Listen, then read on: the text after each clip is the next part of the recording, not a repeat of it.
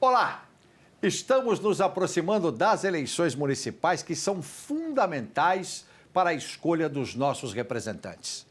É neste momento que prefeito e vereadores são eleitos a partir do voto popular. E neste episódio, vamos debater um pouco sobre a importância do voto e o funcionamento do sistema político brasileiro. Fique com a gente e acompanhe o Legislativo do Futuro, que começa agora.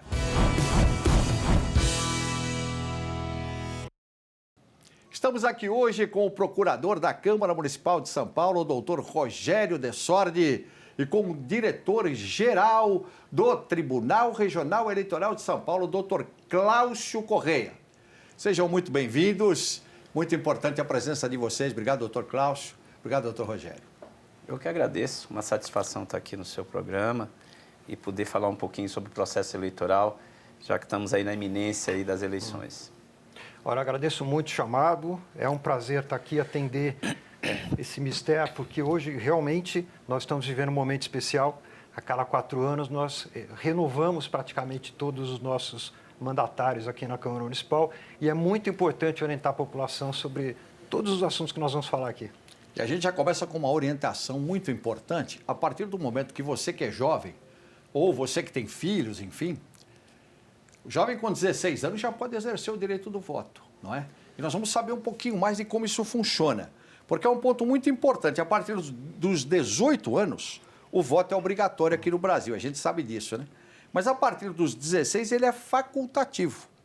Atualmente a participação do eleitorado na faixa etária entre 16 e 18 anos é satisfatória? Doutor Cláudio, e também a opinião do doutor de Sordi é importante. Acho que eu posso começar falando então. Primeiro, acho que é importante realmente a gente acompanhar a participação do jovem no processo político, no processo de escolha dos seus mandatários, né? Isso é uma realidade que nós temos, a Constituição nos possibilita todos os jovens eleitores de 16, 17 anos já participarem da vida política do país. Isso, para mim, é uma coisa muito relevante. Eu me lembro quando eu tinha exatamente 16 anos, ainda no colegial, e eu quis participar para a eleição presidencial à época, né?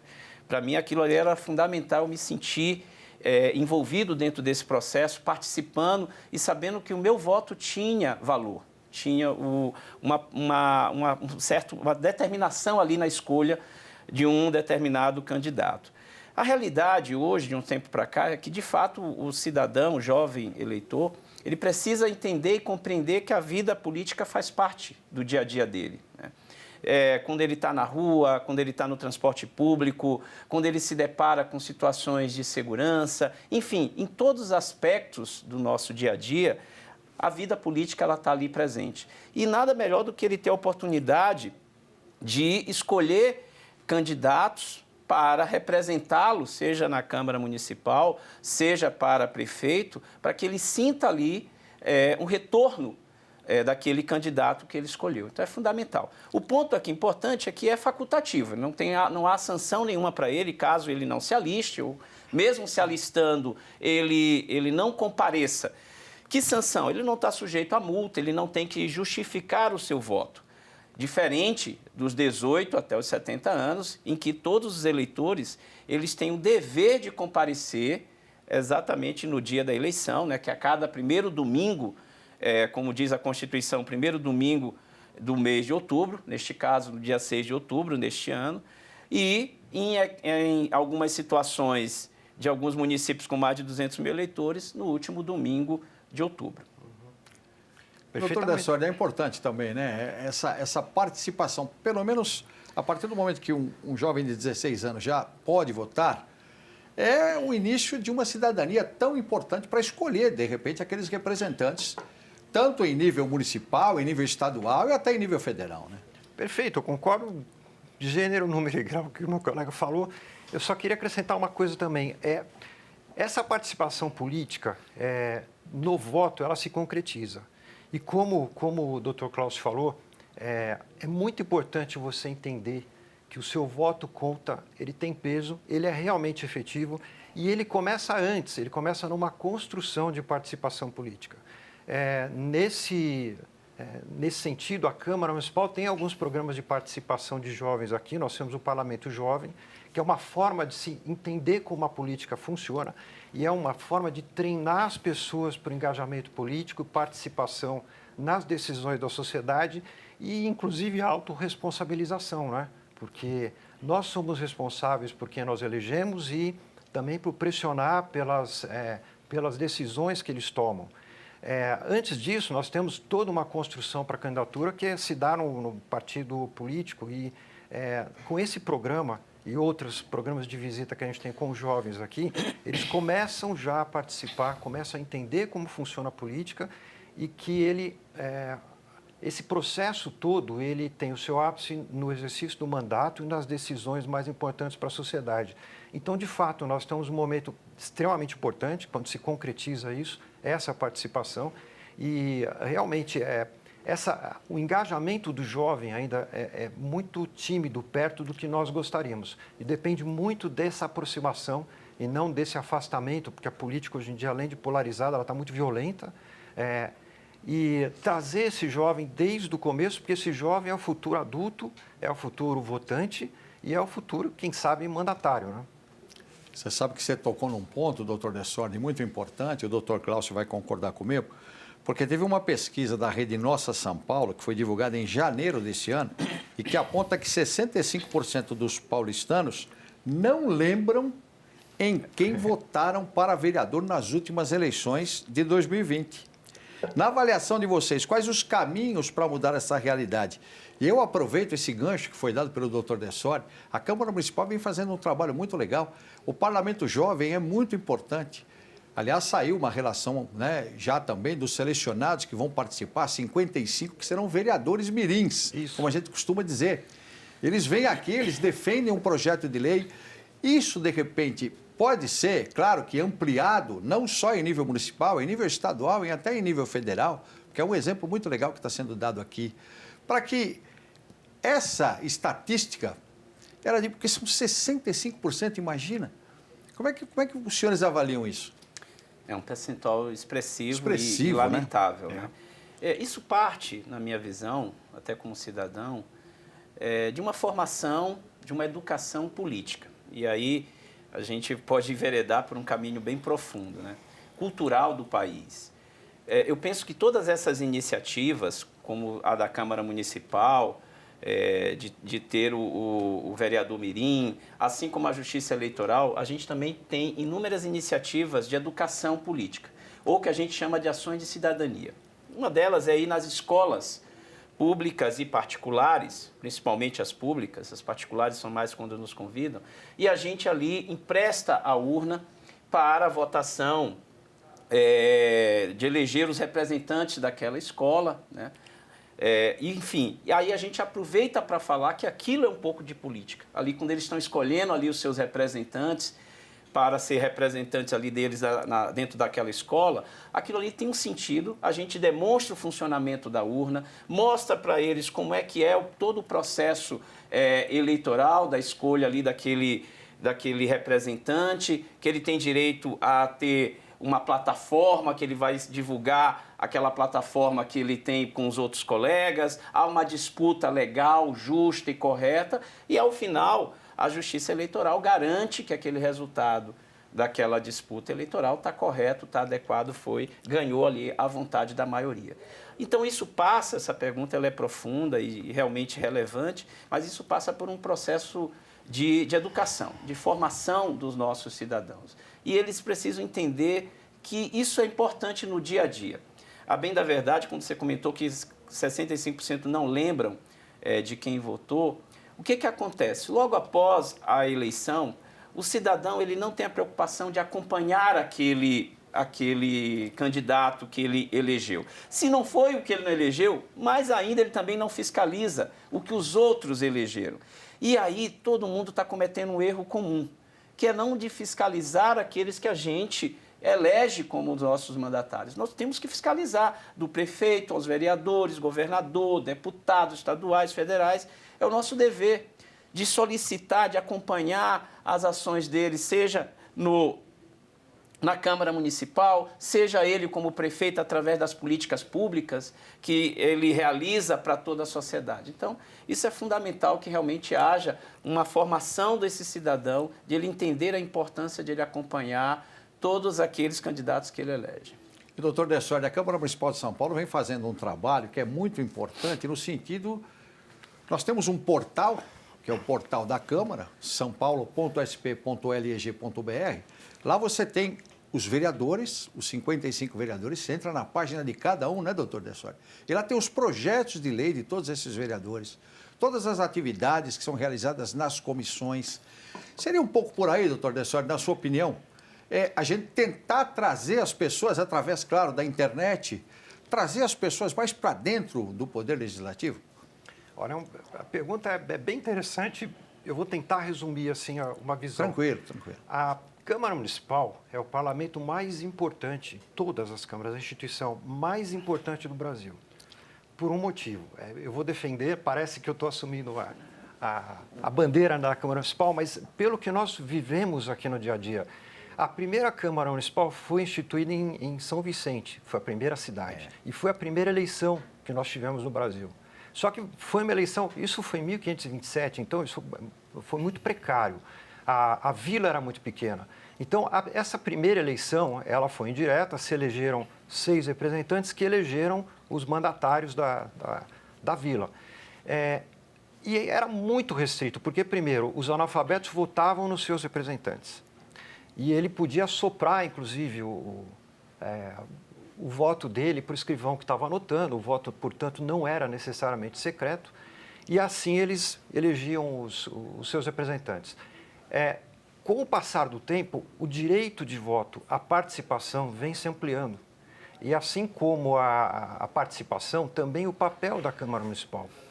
A Câmara Municipal ela começou agregando várias funções do Executivo, do Judiciário, do Legislativo, em um só órgão, porque tinha um juiz eleito, ele tinha o condão de mandar prender, mandar soltar, executar penas. Isso foi com a tripartição do poder, isso foi separado, e a instituição da Câmara Municipal, que ficou incumbida do Poder Legislativo de desempenhar as funções do Legislativo, ela vem agregando inúmeras funções. Hoje em dia nós temos uma escola aqui do Parlamento, nós temos hoje em dia um instituto que promove as nossas palestras, promove a divulgação de conhecimentos, etc. Então, a Câmara Municipal, conforme a necessidade da sociedade, ela vem agregando mais funções, agregando mais importância à sua existência. E eu digo que ela é mais importante porque a política se faz no município. E é onde nós temos contato direto com o parlamentar.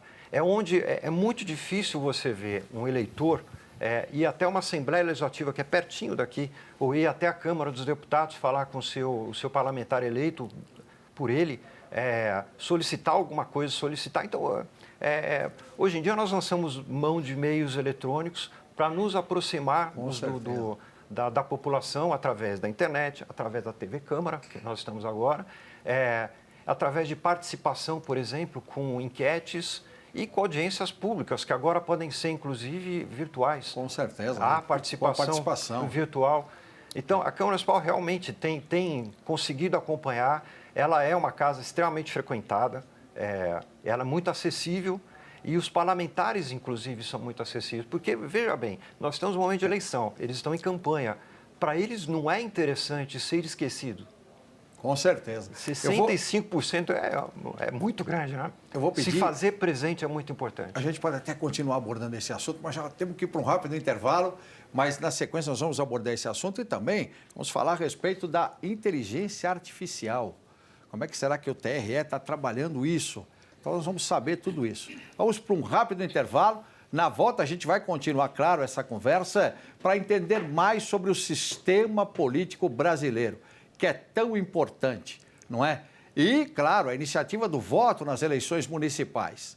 Até já!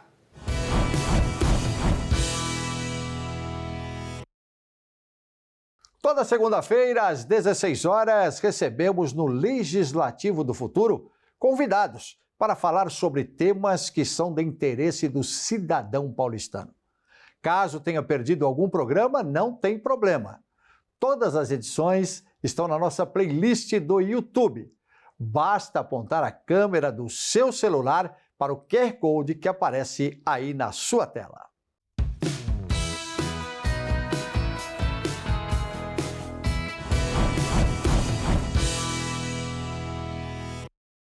E nós estamos de volta com o Legislativo do Futuro, que hoje recebe o doutor Rogério Dessordi, procurador da Câmara Municipal de São Paulo, e Cláudio Correia, diretor-geral do TRE São Paulo.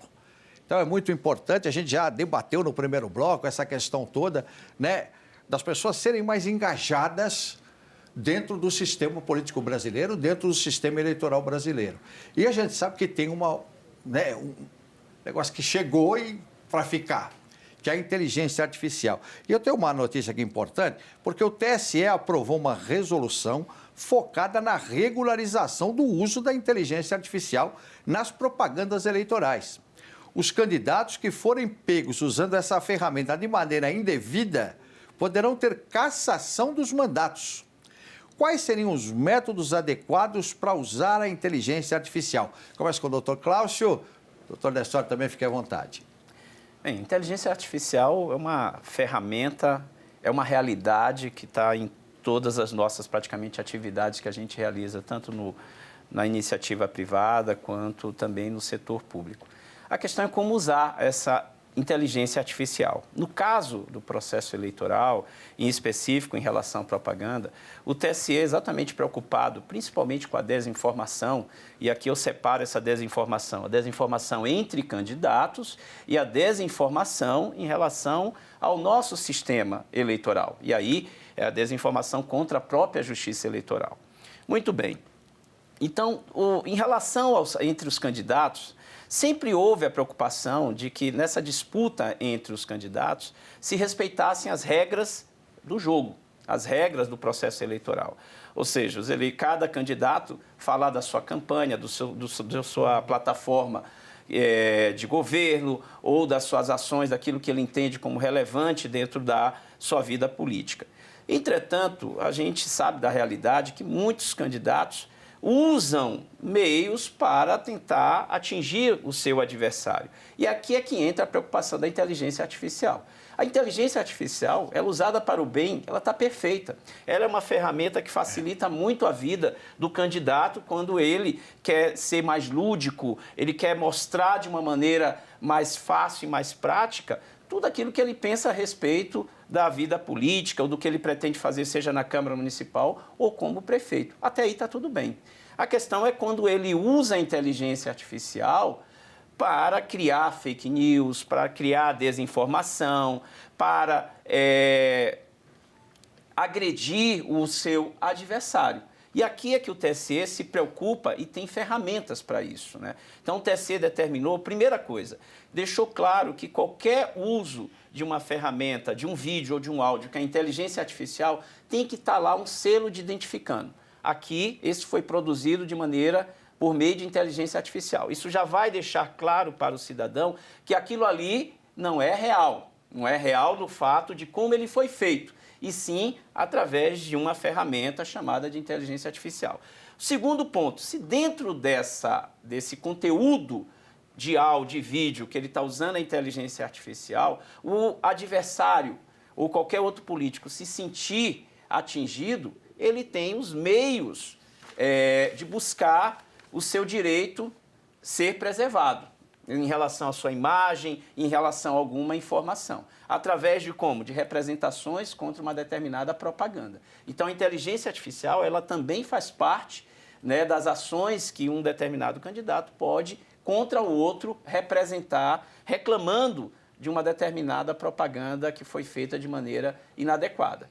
E nós temos ferramentas, né? Além desse selo, nós temos, por exemplo, para o cidadão, ele tem o chamado Pardal. É uma ferramenta utilizada por todo o país e que permite um aplicativo que pode ser baixado no celular ou está na nossa página do tribunal, do TRE São Paulo, ou também do TSE e de todos os outros tribunais, em que o cidadão, ele olhando determinado vídeo, contra um outro candidato, ou que o outro candidato se sentiu atingido, ele pode fazer uma reclamação ali por esse aplicativo, fazendo o upload do vídeo ou do áudio, e aquilo será endereçado à Justiça Eleitoral e também ao Ministério Público para adoção de medidas. Com certeza. A gente vê, né, doutor Dessorte, que o Tribunal Regional Eleitoral, tanto o TSE, eles já se prepararam para combater aquilo que, de repente, uma fake news ou aquilo que tiver lá e não tiver de acordo com as regras. Como é que o senhor avalia isso?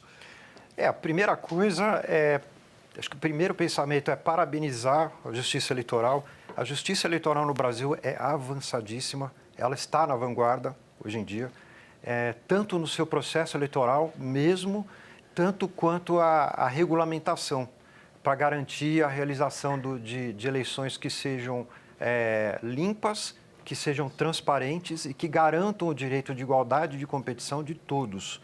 Isso tem sido feito já de muito para cá, porque principalmente quem é um pouco mais antigo, nasceu nos anos 80, por exemplo, deve se lembrar bem do mundo analógico.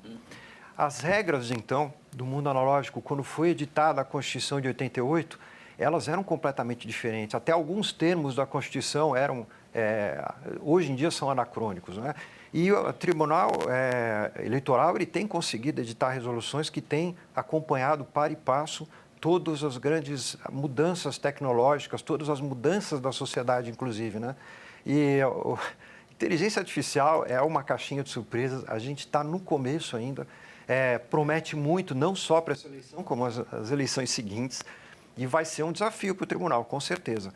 Por enquanto, fica os nossos parabéns. Tem uma questão importante aqui que eu acho que vale também para os dois comentarem. Na avaliação dos senhores, qual a importância do munícipe, né? Aquele que mora em São Paulo, por exemplo, já que estamos tratando efetivamente da cidade de São Paulo, qual a importância desse munícipe entender sobre o funcionamento do processo eleitoral brasileiro, para que se tome a melhor decisão na urna? É aquela história do engajamento que a gente estava falando, né? Então, mais campanhas de esclarecimento. Eu percebo que o TRE e o doutor Dessorte também tem feito, né, uma campanha, bastante campanha para esclarecer a questão do voto, a questão da responsabilidade do voto. É mais ou menos por aí, doutor Cláudio? Com certeza, não tenho dúvida disso. É um processo contínuo de formação, como eu já havia falado, de educação. A gente tem umas ações que nós realizamos, inclusive em ano não eleitoral também, a cartilha do jovem eleitor, em que a gente tenta ali já buscar trazer alguma coisa de conscientização para aquele jovem de ele participar. Mas essa tua pergunta é interessante porque assim, a gente só consegue fazer boas escolhas quando a gente conhece aquilo que a gente está participando, né? Então, como que um cidadão ele consegue melhor participar do processo eleitoral? Primeiro, quando ele conhece as regras do processo eleitoral. Ele entender para quem que ele está votando. Ele entender qual é o papel daquele candidato, daquele cargo que os candidatos que ali se apresentam estão disputando. Então, é um processo assim, de formação básica do cidadão, de ele entender o papel do vereador, o papel do prefeito, qual a função de cada um dos dois. Ele entender o voto, a importância do voto dele, que o voto dele é importante lá, e ele conhecer, principalmente, aquela linha que o determinado candidato, seja para vereador, seja prefeito, pensa a respeito da vida política daquela cidade, ou no caso aqui nossa, de São Paulo.